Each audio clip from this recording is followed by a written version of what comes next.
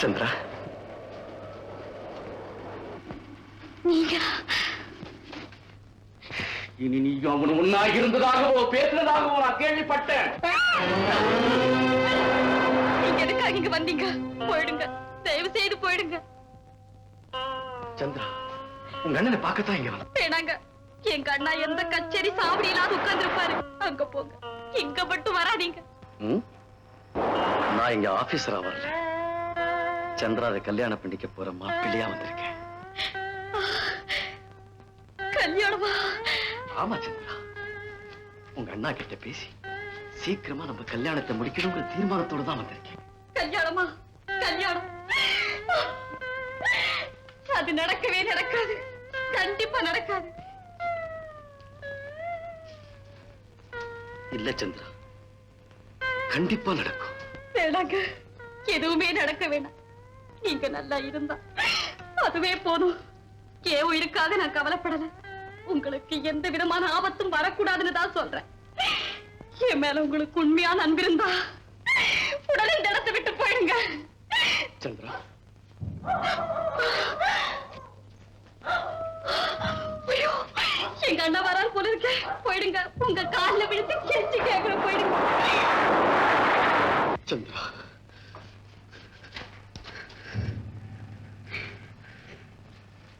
நான் போறேன். ஆனா கோழையாகல, உன்னுடைய அன்புக்காக.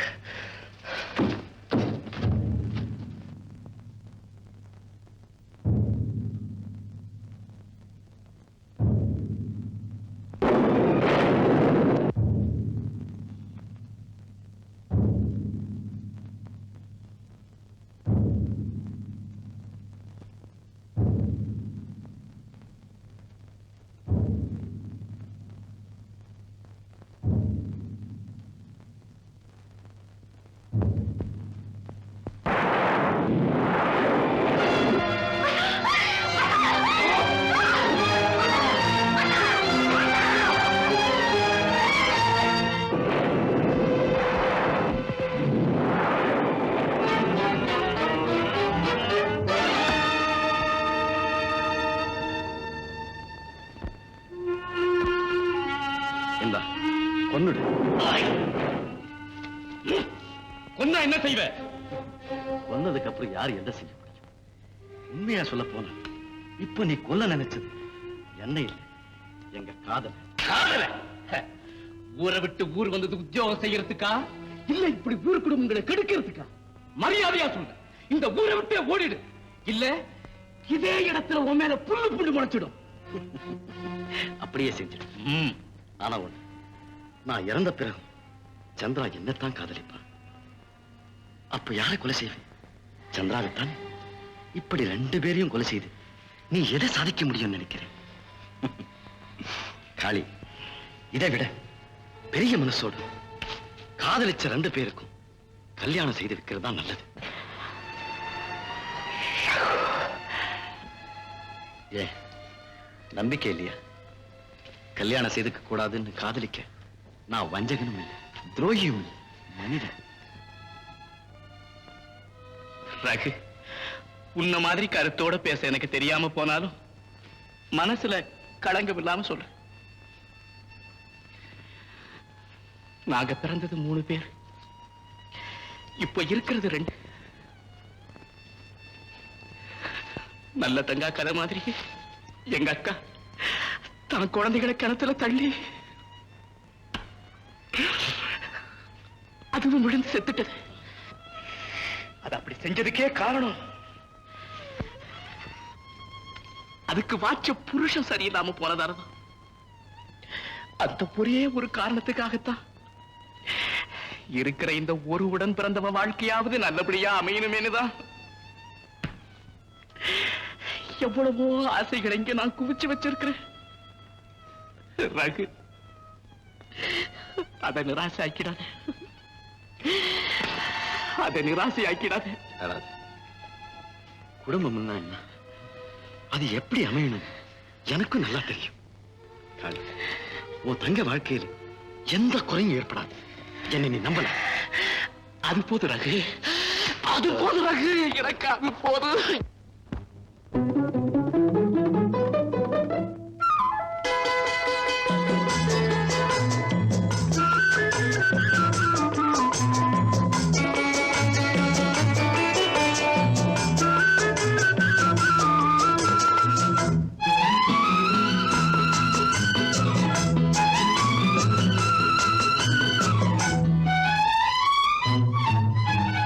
மாலையும் இரவும் சந்திக்கும் இடத்தில் மயங்கிய ஒளியினை போலே மனமயக்கத்தை தந்தவள் நீயே, ஹோ வழியில் வந்தவள் நீயே.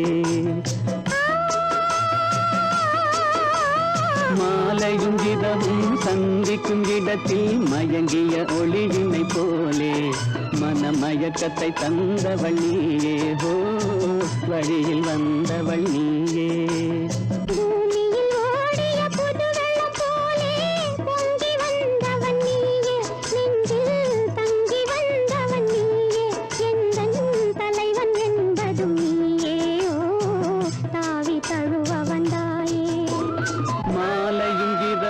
சந்திக்கும் இடத்தில் மயங்கிய ஒளியினை போலே மனமயக்கத்தை தந்தவள் நீயே, ஹோ வழியில் வந்தவள் நீயே.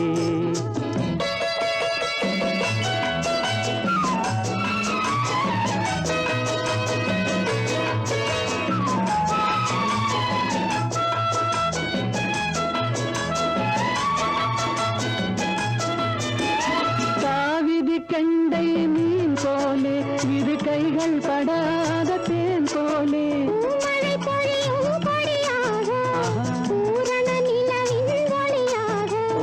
மாமணி மாடத்து விளக்காக மார்பில் அழைத்த மன்னவனே,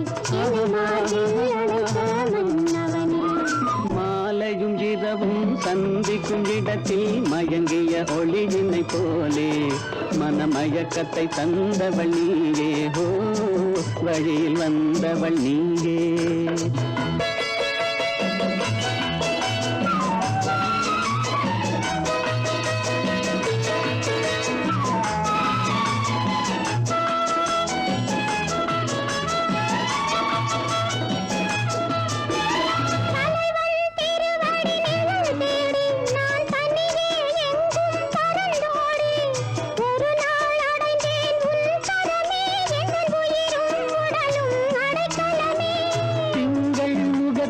அருளேந்தி செவ்வாய் இதழில் நகையேந்தி இளமை என்னும் படை கொண்டு என்னை வென்றாய் நீ இன்று, என்னை வென்றாய் நீ இன்று.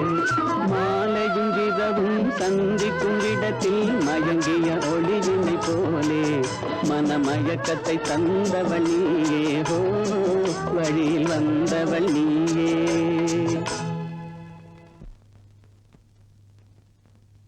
அன்புள்ள அம்மாவுக்கு ரகு எழுதியது. நலம், நலமறிய ஆவல். வீடு பார்த்ததும் உங்களை அழைத்து வரலாம் என்று எண்ணியிருந்தேன். இப்போது வீடு மட்டுமல்ல, வீட்டுக்கு வரவேண்டிய மருமகளையும் தேர்ந்தெடுத்து விட்டேன். வந்து பாரும்மா, எனக்கு தகுந்த மனைவி மட்டுமல்ல, உங்களுக்கு ஏத்த மருமகளும் கூட. தங்கச்சியை கொடுத்து கல்யாணம் பண்ண போறான். எப்படி பண்றான்னு பாக்குறேன். என்ன தங்க பாக்குறது, தேதி எண்ணிக்கைன்னு தெரிஞ்சுக்கிங்க, சாப்பிட போலாம். சும்மா என்ன இருந்தாலும் நம்ம காளி இப்படி செய்வான்னு நான் நினைக்கல. அவன் கிடக்குறான் காளி. அவன் வாத்தியார் கோபியே நம்ம கைக்குள்ள வர போறான் பாரு. அதத்தான் நான் சொல்லலாம்னு நினைச்சேன், நீங்க சொல்லி விட்டீங்க. நீங்க இருங்க, நான் சொல்றேன். அதாவது காளி தங்கச்சி விஷயமா அவனுக்கு இவனுக்கு ஏதோ தகராறுன்னு கேள்விப்பட்டமே. அந்த தகராறு தான் நம்ம தகராறுக்கு யூஸ் பண்ண போறேன். ஈஜி. இனிமே என்ன யாருமே நம்பி இருக்க வேண்டாம். போங்க, அவங்க வழி அவங்க பாத்துங்க. என்ன எதுக்காகவும் தொந்தரவு செய்யாதீங்க. என் மனசே சரியில்லை. என்னங்க இது, அந்த காளி ஏதோ சொல்லிட்டாம்னு இப்படி அதையே நினைச்சுக்கிட்டு விடாப்பிடியா கவலைப்பட்டுக்கிட்டு இருக்கீங்களே, விட்டு தள்ளிட்டு போகாம ஏன் எல்லாருமா சேர்ந்து என்ன இப்படி சித்திரவதை செய்றீங்க? போங்க போங்க இங்க இருந்து. என்னங்க இப்படி திரும்பி பாருங்க, நீங்க எரிஞ்ச மாலை எங்க போய் விழுந்ததுன்னு. இதுதானுங்க கடவுளா பார்த்து செஞ்சு வச்ச கல்யாணம். மஞ்சு, நீ எப்ப இங்க வந்த? இப்பதான் வந்தேன்.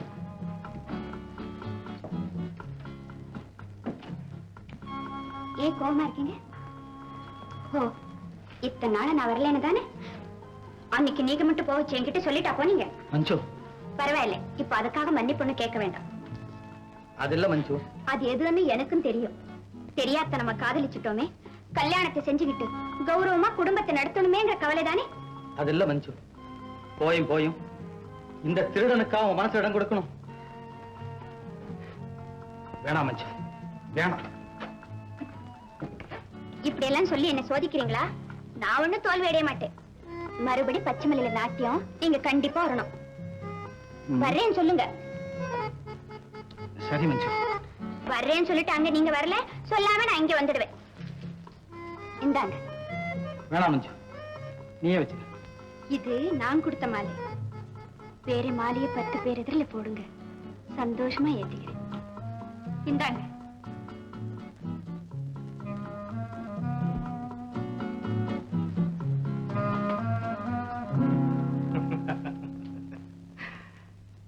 இந்த மாலையும் உங்க மனசும் படுற பாட்டுக்கு என்னைக்குத்தான் ஒரு நல்ல முடிவு ஏற்பட போகுதோ. மாயாண்டி, ஏங்க கூத்துக்கு போக போறீங்களா? இல்ல, நான் எங்கேயுமே போகல. அதுக்காக இல்லைங்க, நாதன் உங்களை பச்சை மலைக்கு வர சொன்னாரே, அதை ஞாபகப்படுத்தினேன். எனக்கு தெரியும். காளி உனக்கு செஞ்ச அவமானத்தை நினைச்சு பார்த்தா எனக்கு வர்ற கோவத்தை அப்படியே இருக்கட்டும் விட்ட. உன் நிலையில இருக்கிறவங்க கல்யாணம் பண்ணிக்க கூடாதுன்னு சொல்றதுக்கு இவன் யார்? இவனுக்கு என்ன யோசிச்சுட்ட? இவன் ஒரு ஊட கட்டிக்கிட்டு ஊரோட இருந்துட்டா பெரிய மனுஷனா? நீ மட்டும் ஊன்னு ஒரு வார்த்தை சொல்லு, நாளைக்கே ரிஜிஸ்டர் ஆபீஸுக்கு போய் உன் மேல ஒரு ஊடு எழுதி வைக்கிறேன். ஊடு மட்டும் இருந்தா போதுமா? சோத்துக்கு என்ன செய்வேன்? 4 காணி நிலம் உன் மேலேயே வைக்கிறேன். நீயும் 4 பேர் போல சந்தோஷமா வாழ்க்கை நடத்திக்கிட்டே. இவ்வளவு நேரம் நான் பேசுறது எனக்காக பேசுறேன்னு நினைக்காத. நீயே சொன்ன, என்ன பார்த்த உடனே உனக்கு ஒரு பாசம் பிறக்குதுன்னு. அதே மாதிரிதான் உன்னை பார்த்த உடனே எனக்கும் பிறக்குது பாசம். அவ்வளவுதான். இத நான் சொல்றேன்னு நீ நினைக்காத. எங்க அப்ப பெருமாள் சொல்றான், அவ்வளவுதான். இந்த ஆபீசர் கிட்ட இருக்கிற 10,000 ரூபாய் காசு எனக்கு பெருசு இல்ல. என்கிட்ட இருக்கிற சொத்து எக்கச்சக்கம். அந்த 10,000 ரூபாய் தூசுக்கு சமானம். இந்த தூணு விலை பெறாது. இருந்தாலும் ஒரு வைராக்கியம். நீங்க இருங்க, நான் சொல்றேன். தம்பி மாத்திரம் அந்த 10,000 தட்டி நம்ம கையில கொடுத்துருச்சு. ஈஜி. தம்பி அவமானப்படுத்தின அந்த காளி, அவன் தங்கச்சி காளி, நமக்கு எமனா வந்த அந்த ஆபீசரும் காளி. ஆக ஒரே கல்லில ஏகப்பட்டமாங்க. அதைத்தான் நான் சொல்லலாம்னு நினைச்சா நீங்க சொல்லிவிட்டீங்க. காடா பெருமாளே, ஏன் நச்சுன்னு உயிரை வாங்குற? இப்ப தம்பி என்ன மாட்டேன்னு நான் சொல்லிடுச்சு. ஏன் தம்பி யோசிக்கிற? உடனே புறப்படு. உன் தொழிலுக்கு முடிவு கட்டுறதுக்கு ஒரு வகை செய்யறேன்.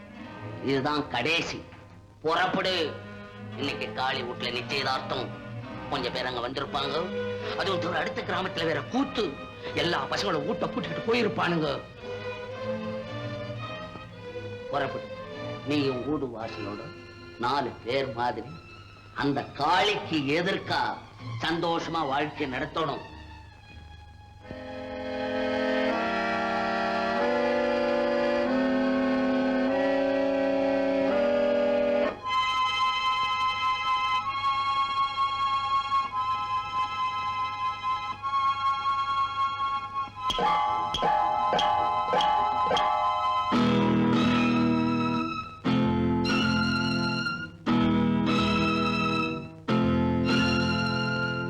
மூஞ்சில ஒத்துக்கிட்ட மாதிரியும் காணும், ஒத்துக்காத மாதிரியும் காணும். நடுக்க போய்கிட்டே இருக்கானே, என்ன ஆகுமோ ஏதாகுமோ? போய் சந்திரா அழைச்சிட்டாங்கம்மா. சந்திரா, சந்திரா, என்னடி இது ஒரேடியா திங்க அடிக்கிறியே? நிச்சயதாரத்துக்கு இது போதும், சீக்கிரம் வாடினா.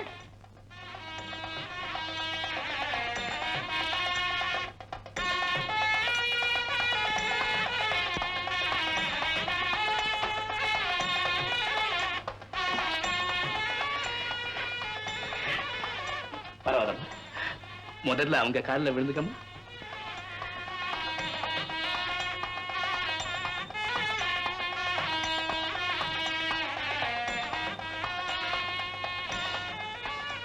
முதல்ல வலது கால் எடுத்து வச்சு உட்காருங்கம்மா.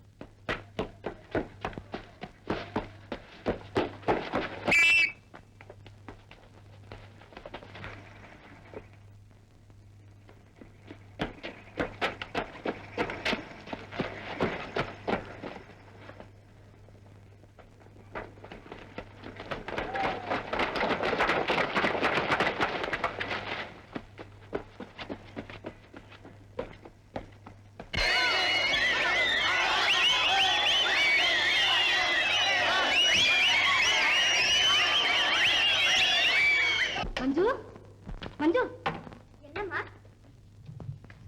நேரமாச்சுமா, சீக்கிரம் மேடைக்கு போ. ஜனங்கள்லாம் சத்தம் போடுறாங்க பாரு. அவர் வந்ததுக்கு அப்புறம் போறேம்மா. யாருமா? இன்னும் யார் வரணும்? அவர் வரேன்னு சொல்லிருக்காரம்மா. யாருமா? கோபியா? ஆமாம்மா. ஏம்மா? ஏன்? மஞ்சு, அந்த தம்பி வந்த பிறகுதான் நீ ஆட போறியா? ஆமாம்மா, இத்தனை நாள் மத்தவங்களுக்காக ஆடினேன். இன்னைக்கு அவருக்காக, அவர் சந்தோஷத்துக்காக ஆட போறேன். அப்படின்னா இனி உன் வாழ்க்கை பூராவும் நீ ஆடவே மாட்டமா? மஞ்சு, நீதான் அவனை நேசிக்கிறிய தவிர அவன் உன்னை நேசிக்கலம்மா. ஐயோ, இந்த அதிர்ச்சியை உனக்கு கொடுக்க கூடாதுன்னு தான் இத்தனை நாளா நான் இதை வெளிப்படுத்தல.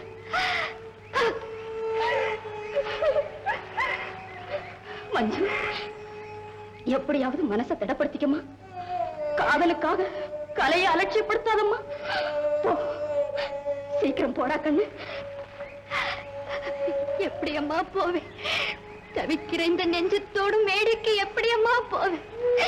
சொல்லுமா, சொல்லு. இனி நான் சொல்றதுக்கு என்னம்மா இருக்கு? என் பேச்சுக்கு நீயே மதிப்பு தராதப்போ. சத்தம் போடுற ஜனங்க மட்டும் நான் சொன்னா கேட்கவா போறாங்க? போ, நீயே போய் சொல்லு. எனக்கு காதல் தான் பெருசு, கலை பெருசு இல்ல. நான் காதலிச்சவர் வராம ஆட மாட்டேன். நீயே போய் சொல்லு. போ.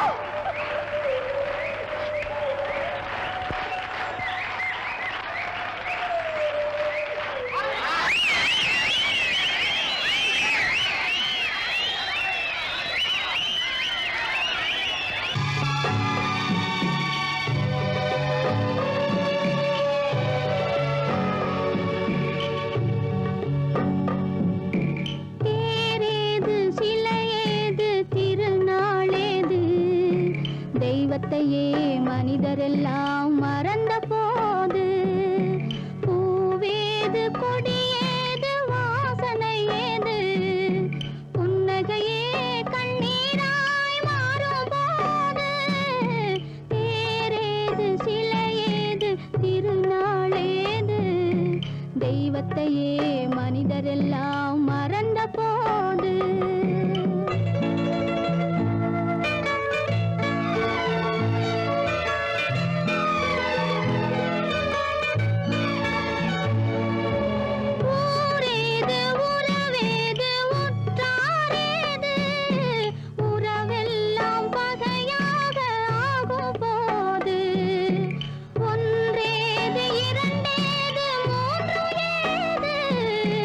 ஒவ்வொன்றும் பொய்யாகி போ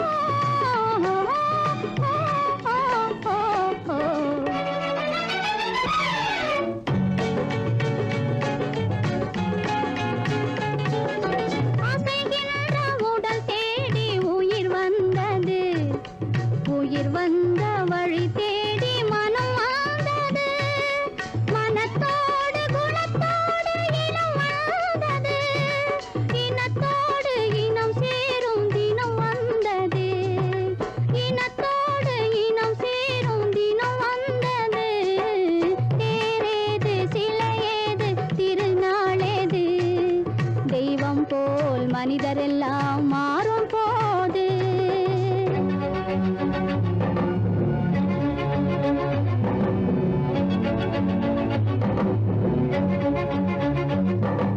பூவேது கொடியேது வாசனை ஏது புன்னகையே பூவாக மலரும் போது தேரேது சிலையேது திருநாளேது தெய்வம் போல் மனிதரெல்லாம் மாறும் போது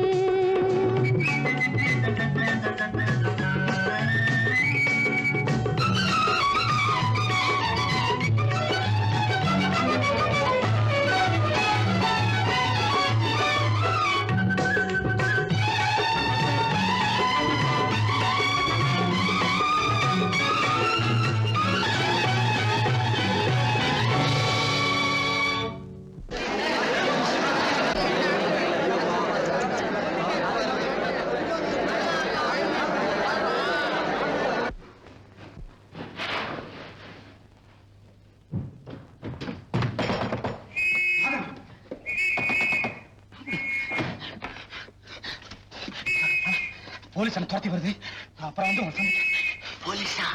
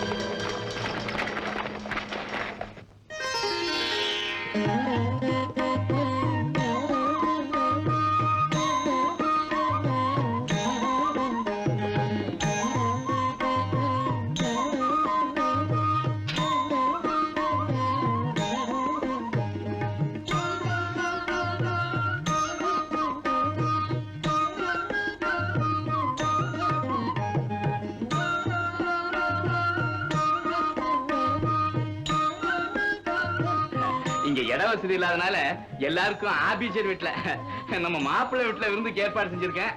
நீங்க எல்லாம் அங்க வந்து சாப்பிட்டு தான் போகணும். வாங்க வாங்க அம்மா, நீங்களே வாங்கம்மா, வாங்க. வாங்க வாங்க.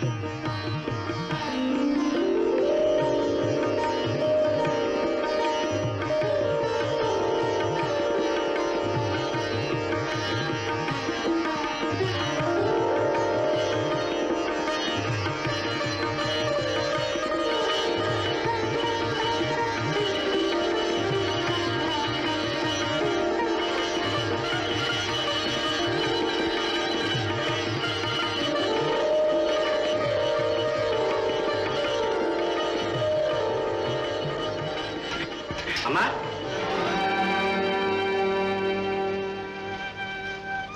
என்ன ரகு? இங்க கொஞ்சம் காய்கறி போடுங்கம்மா.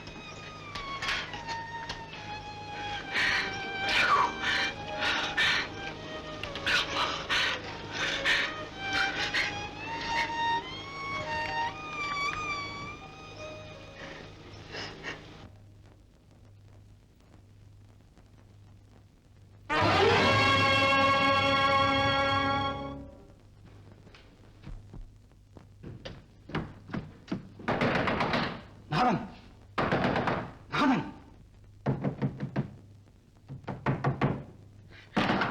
நாதன்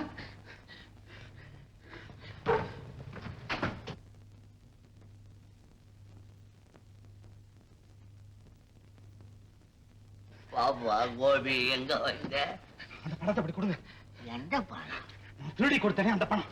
ஒளிகிறதுக்கு பணம்? நீ செஞ்ச தியாகத்துக்கு தான் உன் மேல ஒரு வீடு 4 ஏக்கரா எழுதுறேன்னு சொன்னேனே. எனக்கு எதுவுமே வேண்டாம். நான் கொடுத்ததை திருப்பி கொடுங்க. எனக்கு அது போதும். ஏன் கோபி அவசரப்படுற? இப்ப என்ன ஆச்சு? தயவு செய்து காரணத்தை கேட்காதீங்க. அதையெல்லாம் சொல்ல எனக்கு நேரம் இல்லை. சீக்கிரம் பணத்தை எடுங்க. இப்ப போலீஸ் வீட்டை சுத்தி ரோந்து அடிச்சுக்கிட்டு இருக்காங்க. காலம்பரவா பைசல் பண்ற? முடியாது. எனக்கு இப்பவே பணம் வேணும். கையோடு பணம் தர்றேன்.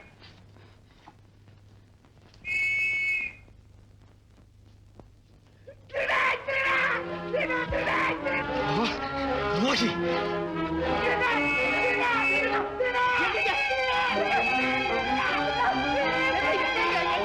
நாதன், நீ என்னைக்கும் கையில தப்பவே முடியாது. ஐயா, பள்ளிக்கூட கட்டடத்துக்காக நிலம் வாங்குற விஷயமா பொதுக்கூட்டத்துக்கு எல்லாரும் வந்திருக்கிறாங்க. நல்ல காரியம் எதுக்குமே வராத நாதம் கூட வந்திருக்காருங்க. அந்த பொது பணம் 10,000 எடுத்துக்கணும். உங்களை சீக்கிரம் வர சொன்னாருங்க மணிகார். இதோ வந்துட்டு.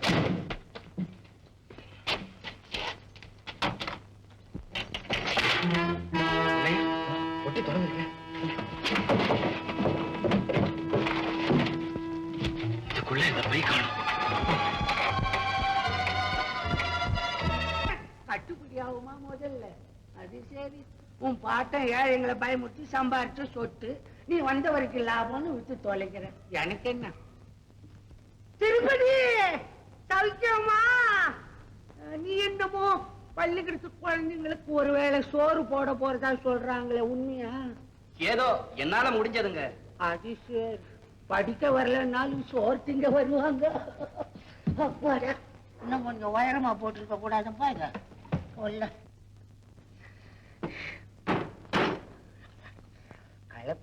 ஐயா, பள்ளிக்கூடத்து பிள்ளைகளுக்கு நீங்க புஸ்தகம் வாங்கி கொடுக்கணும். யாரை எதை கேட்கறதுன்னே புரியாத ஜனங்களா இருக்கிறீங்களே ஐயா. பள்ளிக்கூடத்து பிள்ளைங்களுக்கு புத்தகம் வாங்கி கொடுத்தா ஒவ்வொரு தாளா கிழிச்சு கிழிச்சு போடும். ஆபீசர் ரகுபதிக்கு, ஆபீசர் ரகுபதிக்கு, ஆபீசர் ரகுபதிக்கு. திருவேங்கடம், பத்திரத்துல கையெழுத்து போட்டு பணத்தை வாங்கு. கட்ட புட்டுங்க.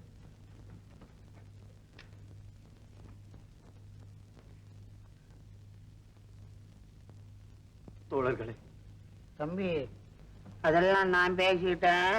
நீ பத்திரத்தை வாங்கிட்டு பணத்தை கொடு முதல்ல. தயவு செய்து என்ன பேச விடுறீங்களா? பேசு பேசு. தோழர்களே, பெருத்த தவறு நடந்து விட்டது. நீங்கள் நிதியாக அளித்த பணம் முழுவதும் ஆபீஸில் இருந்து எப்படியோ கலந்து போய்விட்டது. பணம் போயிடுச்சா? முழுசாவே போயிடுச்சா? வெச்செடுத்த பாத்தியா? நல்லா பாத்தீங்க. கேட்டீங்களா ஐயா? தம்பி சொன்னத பணம் போச்சான். எப்படி போச்சு, எங்க போச்சு, யார்கிட்ட போச்சு, அது பெருமாளுக்கு தான் வெளிச்சம். ஆனா ரகு என்னமோ நல்ல தம்பி. நாம நம்பிதான் எல்லாரும் பணம் சேர்த்து தம்பி கிட்ட கொடுத்தோம்.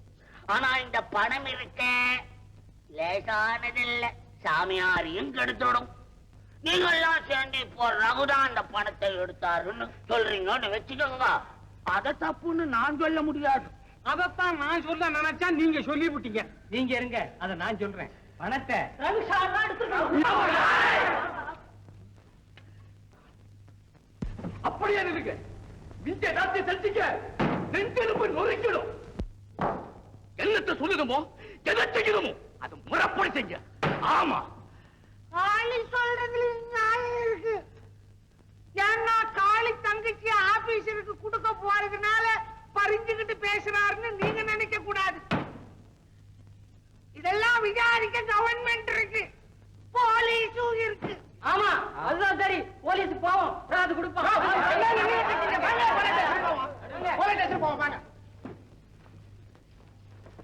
அவ்வளவுதான்.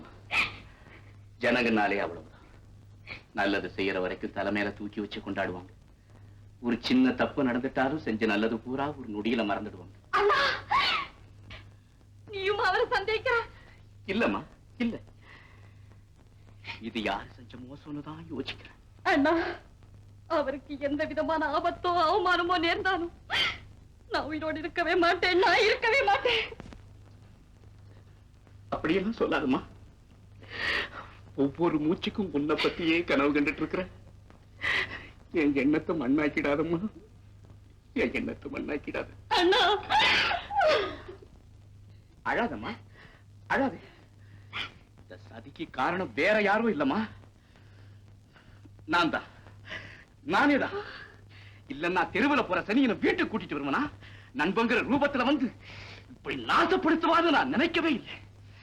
இவ்வளவு தைரியமா இந்த காரியத்தை செய்யக்கூடியவன் ஒருத்தனே ஒருத்தன். யார் அண்ணா அது? கொஞ்ச நாளைக்கு முந்தி வீட்டுக்கு வந்து விருந்து சாப்பிட்டானே அவனேதான். கோபியா? ஒன்னு அவனுக்கு கொடுக்கலங்கிற பொறாமையால இந்த கல்யாணத்தை எப்படி நிறுத்தணுங்கிற கெட்ட எண்ணத்தோட இப்படி செஞ்சிருக்கிறான். கோபி,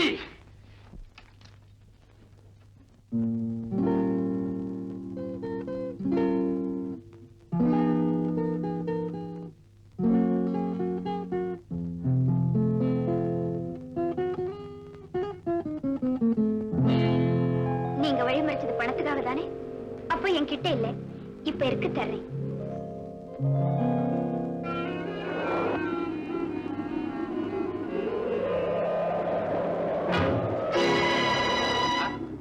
காளியா? ஆமா, உன் துரோகத்துக்கு பலியான காளியே தான். யாருக்கு தெரியாம செஞ்சமே இவனுக்கு எப்படி தெரிஞ்சு போச்சு நினைக்கிறியா? அட நன்றி கெட்ட துரோகி, உனக்கு நான் என்னடா கெடுதல் செஞ்சேன்? ஏன் நான் சேனு வீட்டுக்கு கூட்டிட்டு போய் விருது வச்ச பாரு, அதுவாடா நான் உனக்கு செஞ்ச துரோகம். அட பாவி, என் தங்கச்சி வாழ்க்கையை அநியாயமா பாழாக்கிட்டியா?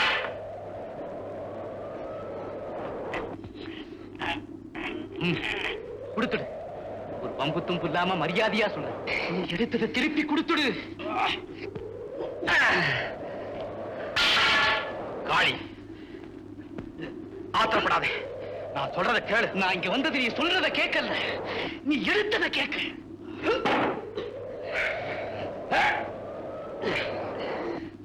எப்படி நடந்தது நடந்து போச்சு, அதை மறந்துரு. இனி நடக்க வேண்டிய ஒரு தங்கை திருமணம், அதை போய் கவனி. இன்னைக்கு பொழுது சாயத்துக்குள்ள நான் பணத்தோட வந்து சேர்ந்துடுறேன். எல்லாம் நல்லபடியாவே முடியும். அந்த முடிவு எனக்கு இப்பவே தெரிஞ்சாகும். நீ எடுத்த பணத்தை திருப்பி கொடுக்கிற வரைக்கும் இந்த இடத்தை விட்டு நகரவே மாட்டேன். காளி, எடு பணத்தை. அது இப்ப என்கிட்ட கிடையாது. பணம் எங்க இருக்குது? அதையாவது சொல்லு, தயவு செய்து சொல்லு. அதை தெரிஞ்சுக்கிறதால உனக்கு எந்தவித நன்மை ஏற்படாது. என்ன போல ஆத்திரத்துக்கு அடிமையாகி நீயும் வீண அவதிப்பட நேரிடும். நான் செய்த காரியத்துக்கு நானே முடிவு கட்டுறேன். கோபி,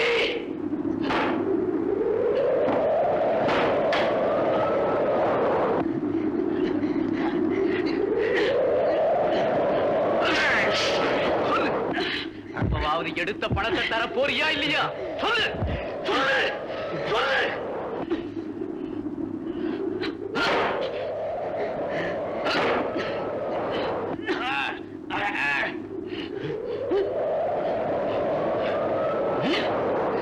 சொல்லு சொல்லு சொல்லு.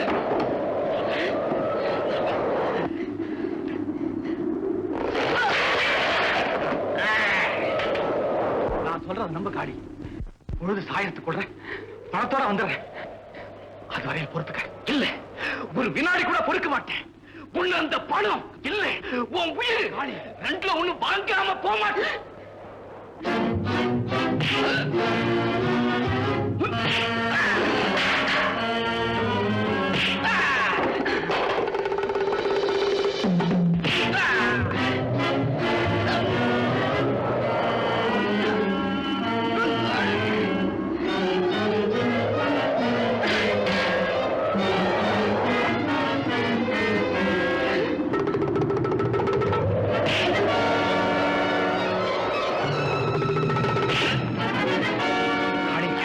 இப்போவாது நான் சொல்றத கேளு.